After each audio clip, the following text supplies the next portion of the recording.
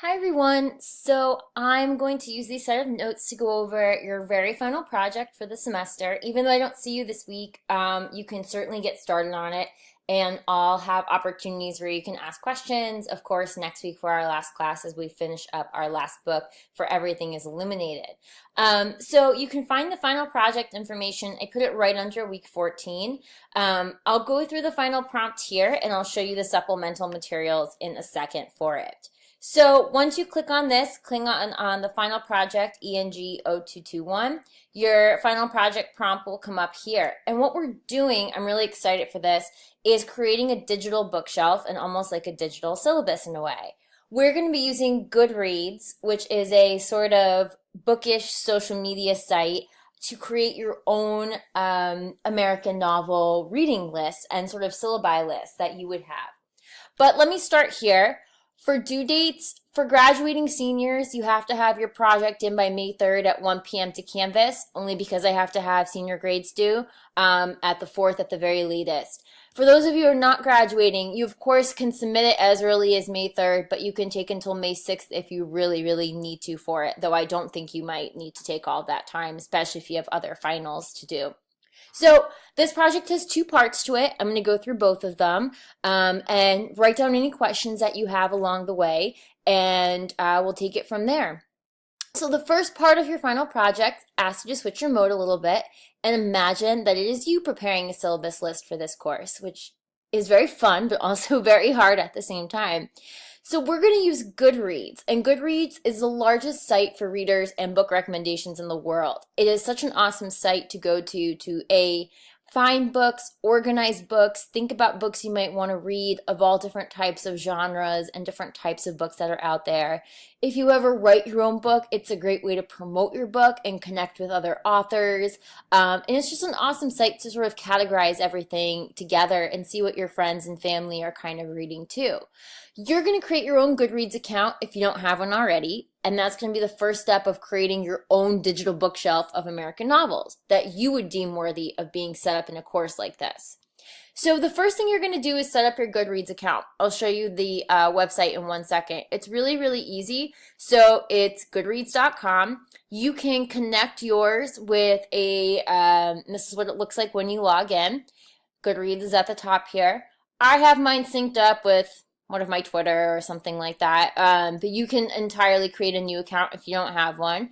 It will look exactly like a little social media site, and you can create your profile on here. It doesn't have to be anything elaborate, but you should definitely put a picture up, as always, create a profile, and then your friends will be listed on the side, which is really nice once you start connecting with people. So as you can see from the prompt up here, oops, hold on. Here we go. Make sure that you connect with me and your peers in the class at the very least, because we all need to see what you're doing so we can also share our reading list that you put together. So that's sort of the first step of what you want to do. Secondly, add as much as you want to your profile. Like I said, make it personalized. Goodreads runs lots of contests, gives away books. It's an awesome way to start connecting with that. So once you've got your profile set up, once you've got yourself connected on here, you start connecting with me, you've connected with some of your peers, you're going to start adding books to your bookshelf. I want you to add a minimum of 10 to 12 books, but you absolutely, of course, can include more.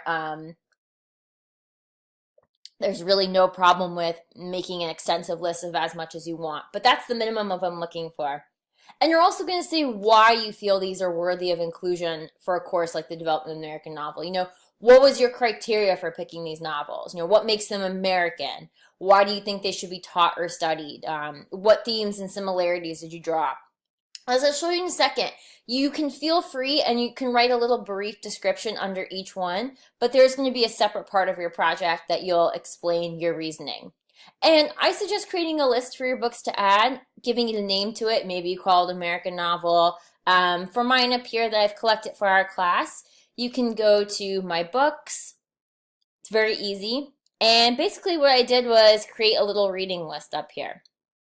So this is my American Novel reading list, almost like creating my shelf, and I've been adding and putting books on here for a while. You can rate the books, which is really fun. Give them as many stars as you want on here. You can say that they're read already. You can say they're ones that you wish could be read. So, for example, I love The Handmaid's Tale. This is a description of the actual book that somebody has already given. You can get ratings on it, reviews. You can find out where you can get copies, not only online, but also at your local libraries and stores around you, which is really cool. So, if you're ever looking to buy a book, that's also awesome. And what I was saying on here as well, you can also write a little bit underneath your own review about sort of why you would pick the book. You also get information about the author, which is really fun, other books that perhaps that author has done, trivia questions, quotes from the book, other books or materials that might be associated or closely linked to that one. And of course, what other people have writing about it. Oh goodness, a quote from Mean Girls at Charlotte Temple. I feel like that's very accurate. It is not a bad book. So of course, you know how reviews are. I always say don't read all the comments, but don't read all the reviews for that too. You can also see what genres that the book has been put into and sort of categorized as, and what other readers have enjoyed. You also have the ability to share it on other social media accounts, which is really cool, to recommend it to people. So that's essentially what you're going to be doing, is building your own bookshelf of this. So when you're going through, the easiest thing to do, if you are adding a shelf, you can do that and add and make a list to it. I've, found it easy to do either way, to search and add books. And you can sort of edit them all together, which is really cool. I think if you want to edit and create your bookshelf and add a shelf on here, I might say second list of American novels. And I can add that one to start adding books too. So basically what you want to do is create different shelves, and your shelf is your list of what your syllabi would include on here too, which is really cool. So your first job is to build your list of what you wouldn't want to include in your class, and feature a tiny bit little description underneath, but really have fun building your profile. Like I said, this is an awesome other great sort of networking tool to kind of have with this. The second part of your project will be to explain it.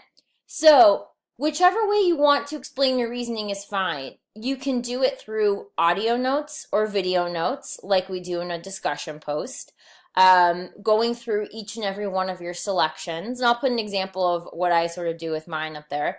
You can make a presentation via YouTube.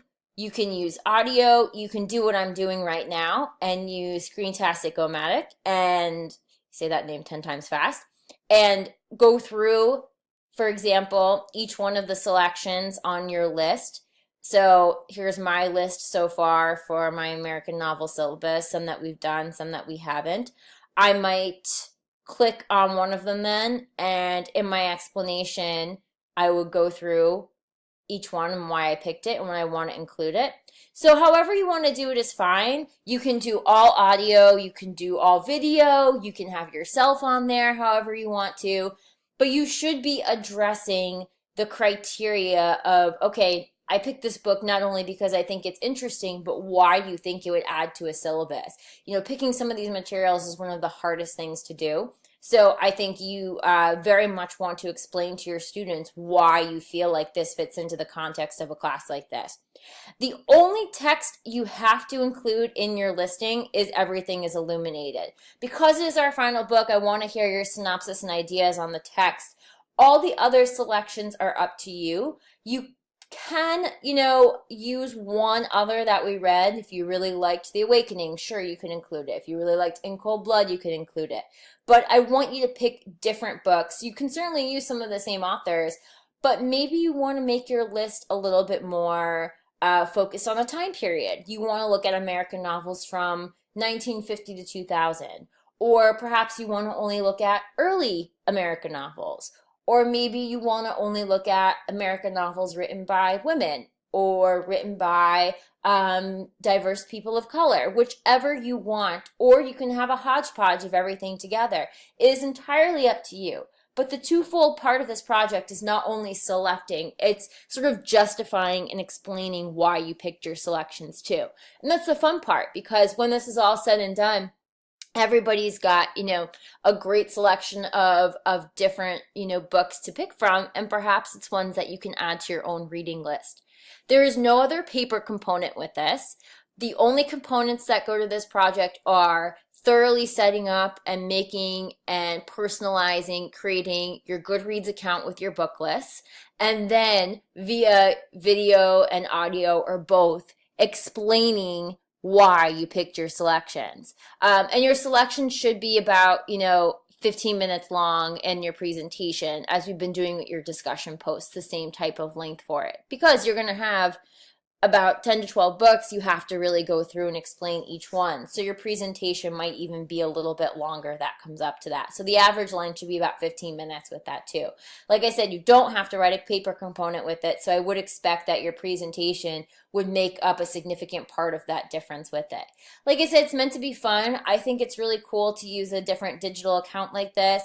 There's a really neat community of readers and writers and authors and fun things to do on Goodreads. It's definitely fun to explore and take the time to look at it maybe over the summer if it's something that you like. I love the idea of connecting with other people, other writers, in so many different types of formats. And I love the idea of digitally composing a list that you can really be proud of and you can kind of really put together too. So I know it's probably a lot to look at once, but please make sure to go through, think about what I just went through, setting up your account first, and really, thinking very carefully about your selections. You can search and try to find all different types of books up here, but you're focusing on building an American novel class. So maybe thinking about all the different other genres you'd want to include in here. Maybe you really want to include more nonfiction books. Of course, you can search by so many different types of authors, book titles, anything on here as well. And there's so many we didn't even cover this semester. We only have 14, 15 weeks together to do that. So have fun with it. Think about what questions you have. I'll post office hours for this week as well, but this is really where you want to get started on looking at your final project of the semester.